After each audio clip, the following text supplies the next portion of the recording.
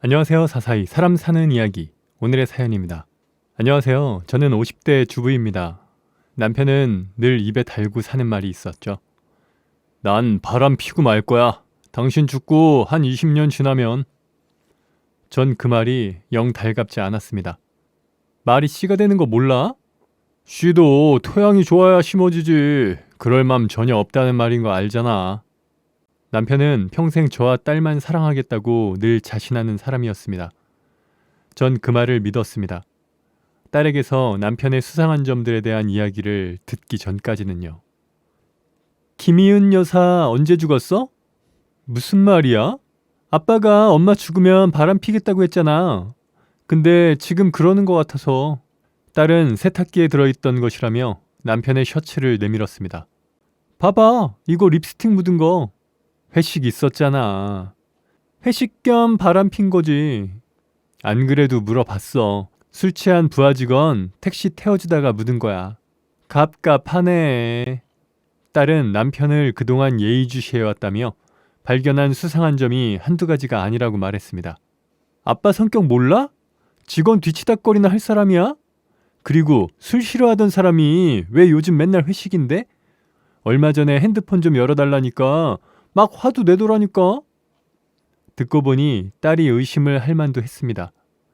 게다가 딸은 모르는 눈치였지만 술에 쩔어 오던 날 여자 향수 냄새가 물씬 풍기던 날도 있었고 저한테 주부라도 집에서 좀 꾸미라고 있으라느니 부쩍 잔소리가 늘었었거든요.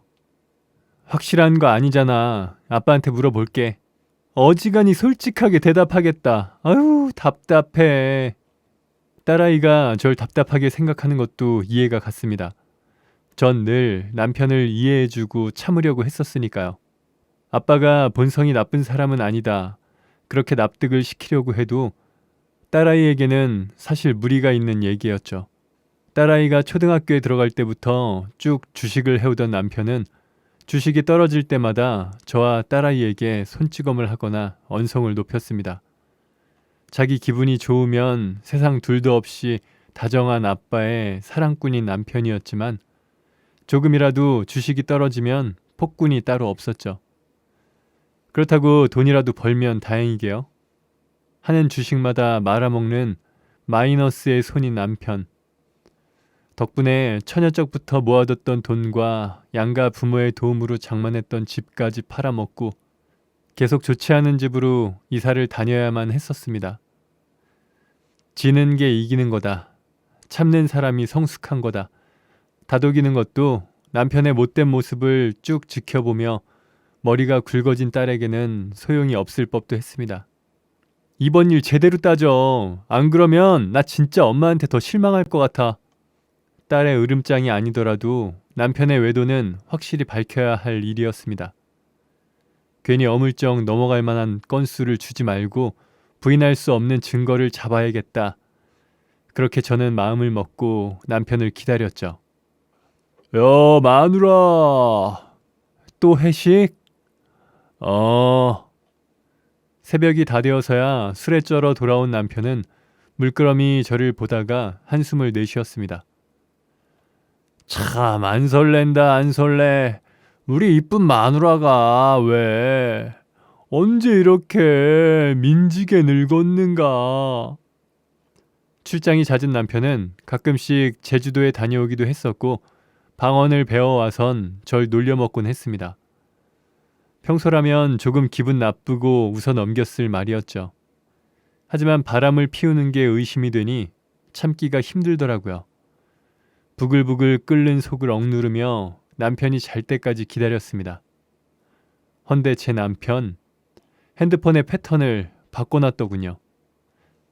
남편이 무언가를 감추고 있는 것만은 틀림없다 싶었어요.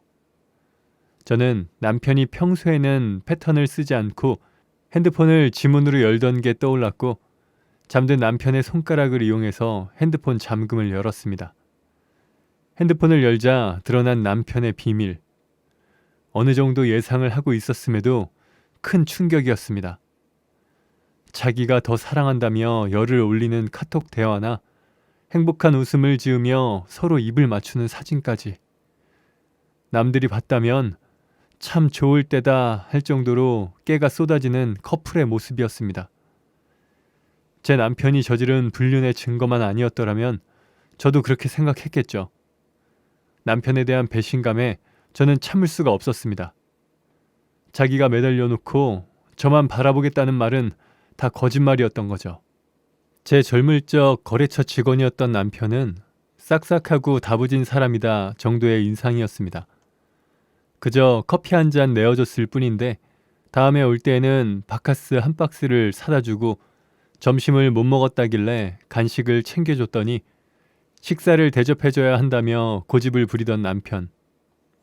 결국 매달리던 남편의 구애를 받아들인 저는 연인이 됐고 동거까지 하게 되었습니다. 바람 피우는 일은 절대 없을 거다. 절대 고생하게 하지 않겠다. 아이는 결혼하고 자리 잡으면 가지자.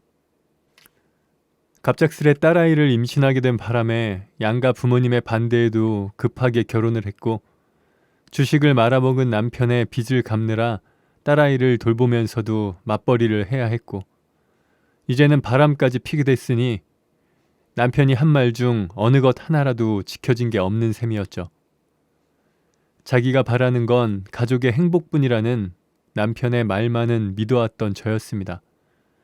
남편의 구타와 실패에도 그 말을 붙들고 있던 절 이렇게 배신해버린 거죠. 이제 가족은 어떻게 되나? 이혼해야 하나? 딸은 괜찮을까? 이런저런 생각으로 머리가 복잡했고 아침이 될 때까지도 잠을 이룰 수가 없었습니다. 딸을 학교에 보내고 회사에 나가려는 남편을 붙잡은 저는 제 핸드폰에 카메라로 찍어놨던 불륜의 증거물을 내밀었습니다. 남편은 빠져나갈 구멍이 없자 순순히 사실을 털어놓았습니다. 맞아. 내가 죽일 놈이야. 넋두리로 시작된 말들은 들을수록 기가 막혔습니다. 여자는 술집 여자인데 성격에 맞지 않는 회사 생활 때문에 늘 힘들어하던 자신에게 위로를 해줬다. 까지는 이해를 할라 치면 할 수도 있을 것 같았습니다. 그런데 왜 위로를 해준 여자한테 돈이며 마음이며 다 갖다 바치고 바람을 피는 건지는 도무지 이해가 되질 않았습니다. 반쯤은 남편에 대해서 체념하고 있었고 화를 낼 일은 없을 거라 생각했었는데 3년이 넘게 바람을 피우고 있었다고 하니 참을 수가 없었습니다. 나가. 그러지 마. 당신 착한 사람이잖아. 나가. 좋게 말할 때. 여보, 내가 인정할게. 진짜 인정한다. 다신 이런 실수 없어. 실수? 제발 해나 생각해서라도 응? 딱 한마디만 더해. 미친년 보려면. 남편은 한숨을 푹 쉬고는 옷을 챙겨 밖으로 나갔습니다. 낭떠러지 근처에서 추락하지 않고 위태위태하게나마 버티고 있던 결혼 생활이라고 생각했었습니다. 근데 그건 제 착각일 뿐 이미 추락해서 허우적거리고 있던 인생이었죠. 집에 돌아온 딸아이는 제 얼굴을 보더니 무슨 일이냐고 아빠가 역시 바람핀 건 맞지 않냐고 추궁을 했습니다. 괜찮아. 난 너만 있으면 덤덤하게 얘기를 하는데 왈칵 눈물이 나왔죠. 제가 딸을 위로해야 하는데 오히려 딸이 저를 위로했습니다. 그날 남편은 집에 들어오지 않았고 제 방에서 자려는 딸이 기특하기도 하고 딴에는 얼마나 힘들어할까 싶어 저는 우스갯소리를 했습니다. 네 아빠 그래도 염치는 있나 보다. 집에 안 들어오는 거 보니. 염치는 술집년 집에서 처자고 있겠지. 당장 이혼해. 위자료 싹 다 토해내게 하고. 얘가 그래도 네 아빠야. 사람이 왜 그래? 독해야 할 땐 좀 독하면 안 되나? 똑같은 사람 될 필요 없지 않니? 칼 찔리고 가만히 있어야 다른 사람인 거야? 그럼 똑같은 사람 할래? 내가 엄마였음 회사든 술집이든 찾아가서 깽판 쳤다. 해나 너? 몰라. 나 잘래. 엄마가 알아서 해. 어쩌다 보니 마음을 풀어주려던 말이 더 기분을 상하게 해버리게 됐지만 사실 딸아이의 말이 틀린 것만은 아니었습니다. 다른 사람에게 패 끼치지 마라. 지는 게 이기는 거다. 그런 말을 강조하시는 부모님 밑에서 자란 저는 살면서 남에게 아쉬운 소리 한 번을 제대로 하질 못해왔습니다. 따지고 보면 남편의 구애를 제대로 거절하지 못한 것부터가 이런 성격에서 비롯된 불행이었던 셈이었죠. 며칠 동안 연락이 없던 남편은 장문의 문자를 보내왔습니다. 자기 잘못을 알고 있으니 아이와 집 모두 주겠다. 양육비도 매달 보내고 곧 회사 그만두고 받는 퇴직금도 주겠다. 대신 서로 깔끔하게 합의 이혼을 하자. 사과로 포장된 자기 변명에서 쓸만한 알맹이만 추려내면 대략 이런 내용이었죠. 지가 무슨 나훈아도 아니고 전 재산을 주니 마니 아이를 키우니 마니 멋대로 정하는 게 웃긴 일이었죠. 하지만 어쩌겠습니까? 이미 다른 사람에게 마음 주고 껍데기뿐인 남편과 예전처럼 지낼 수도 없는 상황인데요. 상간녀 소송을 하려고 든다면야 증거들은 있었지만 더는 이 환멸나는 상황에 머물러 있고 싶지 않았습니다. 그래봤자 어차피 남편이 자기가 모든 걸 책임지겠다는 식으로 매달려 올 게 뻔하기도 했고요. 결국 남편의 말대로 협의 이혼을 진행해야겠다 마음을 먹게 되었죠. 돌이켜보면 참 굴곡이 많았던 결혼 생활이었습니다. 첫 전세 보증금을 돌려받지 못해서 남편과 찾아가 화를 내기도 빌기도 하며 간신히 돈을 받아내기도 했었고, 처음으로 집을 구입할 때 빚을 갚기 위해 밤새도록 일하면서도 남편을 위해 맛있는 식사를 차려주며 힘을 냈었습니다. 주식으로 돈 벌 수 있다는 남편의 말에 모아둔 돈에 제 퇴직금까지 땡겨 썼음에도 연달아 망해서 손찌검하는 남편을 오히려 이해하려 노력했었죠. 주식을 접고 착실하게 회사 생활하는 남편의 모습을 보며 그 노력이 보상받았다고 생각했었는데, 이제 대출금을 다 갚고 조금 편안해지려고 하니 외도라니요. 해나 결혼할 때까지만 잘 키우면 되는데 눈 딱 감고 한 번만 용서를 해줘야 하나, 그런 생각도 들었습니다. 그래서 딸아이에게 남편의 문자를 보여주며 물었습니다. 네 생각은 어떠냐고. 너가 바란다면 엄마는 참을 수 있다고. 엄마, 아직도 정신 못 차렸구나. 그 말을 들은 딸아이는 불같이 화를 냈습니다. 용서해준다고 아빠가 한 짓이 사라져? 난 괜찮으니까 제발 엄마만 좀 신경 써. 네 아빠도 나름 미안해하고 있잖니. 퇴직금이며 이 집이며 다 우리 준다고. 그리고 이혼도 요구했지. 아니, 그 말 꺼내도 엄마가 꺼내야 하는 거 아니야? 왜 지가 먼저 이혼을 하자 말자야. 딸의 말을 들어보니 틀린 말은 아니었습니다. 잘못을 한 건 남편인데 이혼해줄지 말지를 결정하는 건 제 몫이어야 하는데, 그런데 어느샌가 남편이 하자는 대로 일방으로 따라가고 있었던 거죠. 숨겨놓은 재산 없는지도 알아봐야지. 그 인간 구린 거 이번 일로 제대로 알았잖아. 얘는 아니, 상식적으로 양육비에 퇴직금에 다 준다잖아. 집도 우리 거 하라며. 그럼 본인은 뭐 해먹고 산대? 알아서 잘 하겠지. 그런 말 하는 게 아니잖아. 엄마 또 속이는 걸 수도 있다니까. 네 아빠가?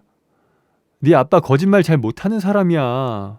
거짓말 못해서 바람 피웠어? 양심이 있는 사람이 주식 말아먹고 집 팔아먹고 우리한테 손찌검해? 이래서 엄마가 정신 못 차렸다는 거야. 콧방귀를 뀌는 딸의 말을 곱씹어보니 수상한 점이 한둘이 아니긴 했습니다. 바람을 피면서도 오히려 저보고 꿈이라 뭐라 잔소리나 해대던 남편이 죄책감 때문에 이렇게 저자세로 나온다는 것도 말이 안 되는 얘기였고요. 이상하긴 하네. 아빠나 나나 다 고만고만한 형편인데 미안하다고 이렇게까지 할 사람은 아닌데 싶기도 하고, 싶기도 한 게 아니라 100%야 100%. 아빠 바람핀 것도 내가 찾아냈잖아. 제발 또 뒤통수 맞지 말자. 응? 딸의 말을 듣고 나니 제 모습이 어찌 그리 한심하게 느껴지던지요. 진흙탕 같은 싸움에 휘말리게 될까 두렵다는 이유로, 남편에게 좋은 사람으로 남고 싶다는 이유로 전 또 회피하려고만 하고 있었으니까요. 지난 세월이 후회스러워서라도 딸을 위해서라도 싸워야 할 때였습니다. 남편의 말만 듣고 판단하는 게 아니라 제 두 눈으로 똑똑히 진실들을 마주해야겠다. 그렇게 마음 먹었습니다. 그래서 남편의 회사부터 찾아가 보았죠. 잘 다니던 직장을 퇴직금 주겠다며 괜히 관둘 이유가 있나 싶기도 했고 주변 사람이라면 뭐든 알고 있겠다 싶었죠. 헌데 남편의 부하 직원으로부터 의아한 얘기를 들을 수 있었습니다. 안 부장님 이미 관두셨는데요? 놀랍게도 남편은 제게 불륜이 발각되기 전부터 이미 회사를 관뒀었습니다. 회사의 법인카드를 제 것인 양 사용했고 이 사실이 회사에 알려지면서 퇴직을 하게 된 것이죠. 쓴 돈이 얼마나 많은지 퇴직금도 얼마 나오지 않았을 거라는 말에 기가 찼습니다.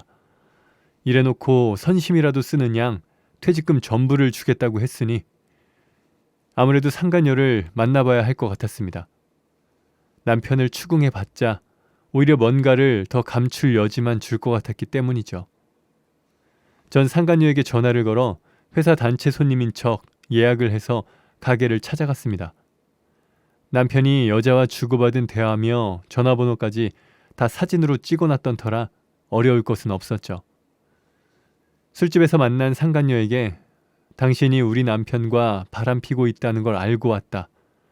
괜히 속일 생각하지 말고 사실대로 전부 말하라고 했더니 고개를 갸웃하는 겁니다. 지금 뭐라고 말하시는지 이해가 안 가요. 제가 안 부장님하고 왜 사귀는데요? 유부남이신데? 뻔히 증거가 있는데도 발뺌을 하나 싶어 남편과 입맞춤을 하고 있는 사진을 보여줬습니다. 이건 룸에서 술 먹다가 그냥 찍은 거예요. 억울해하며 대답하는데 아무래도 거짓말을 하는 것 같진 않았습니다. 카톡에 찍힌 사진은 뭐냐고 따지자 자기가 아니라며 손사래를 치기까지 하더군요. 확실히 남편과 카톡을 주고받던 메시지의 프로필 사진과 머리 길이며 인상이 다르긴 했습니다. 게다가 남편과 바람난 여자라면 굳이 이 상황에서까지 거짓말을 하고 있을 이유가 없다 싶었죠. 가게를 나오는데 머릿속이 복잡했습니다.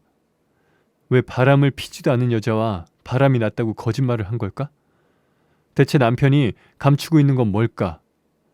외도가 발각되고 쫓겨났던 남편은 지금 어디에 있는 걸까? 의문들을 해소하려면 이제 부딪히는 수밖에 없다 싶었습니다. 저는 남편에게 전화를 걸었습니다. 당신 지금 어디야? 얘기 좀 할 수 있어? 그게 좀 곤란한데 지금 회사 일하는 중이라.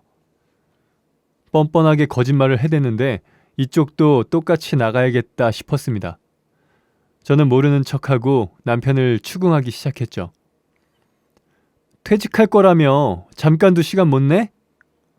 오히려 바쁘지. 인수인계할 거며 이래저래. 내일이나 모레쯤 시간 안 될까?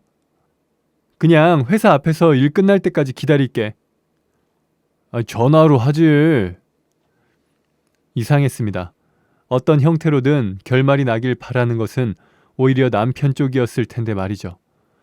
그 순간 스치는 생각이 있었습니다. 어쩌면 남편은 절 당장 만날 수 없는 곳에 있는 건 아닐까? 또 출장 간 거야? 당황해하는 남편의 목소리를 들으니 제 생각이 틀림없다 싶었습니다. 전 미끼를 던졌죠. 어디? 부산? 그럼 못 오긴 하겠네. 이해해줘서 고마워. 됐고 나중에 내가 연락할게. 추궁을 관둘 기색을 보이자 남편은 넙죽 제 말을 받았습니다. 전화를 끊고 생각을 해보니 남편이 있을 곳은 뻔했죠.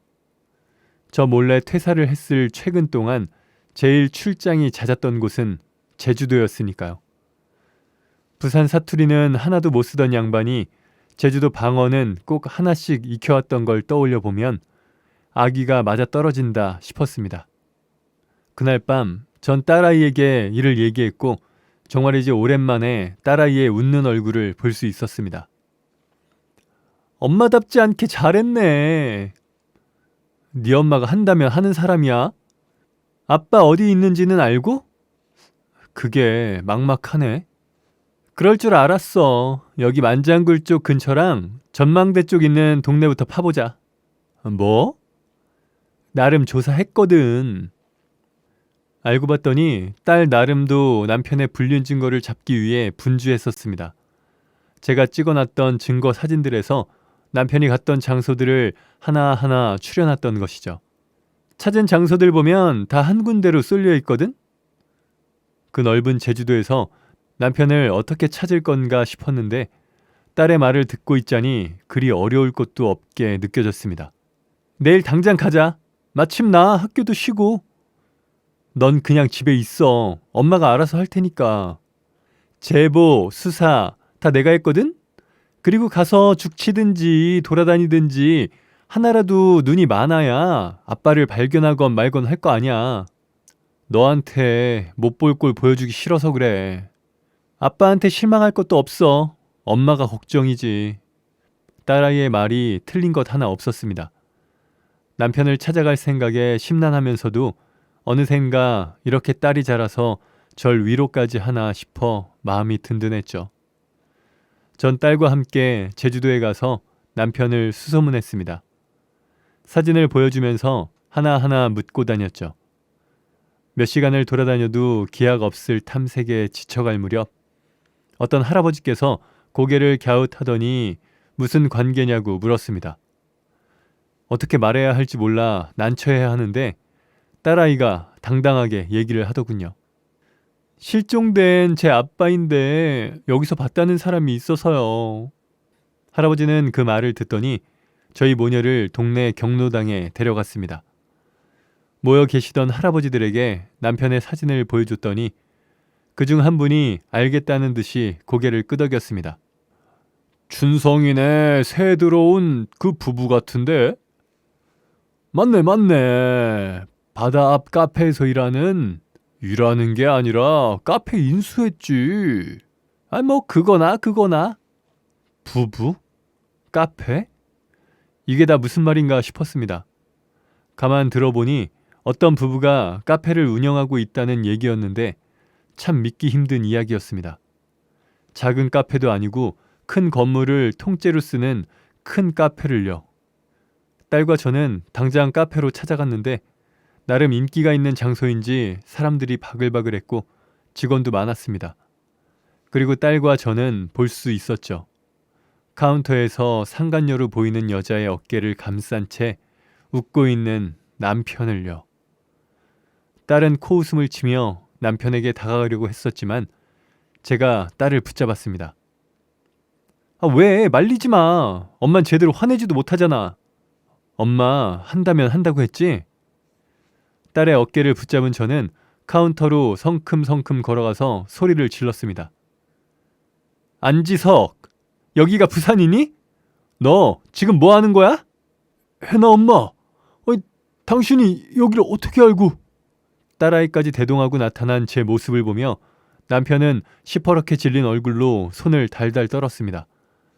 남편과 결혼하고 그렇게까지 얼어붙어 있는 모습은 처음이었죠.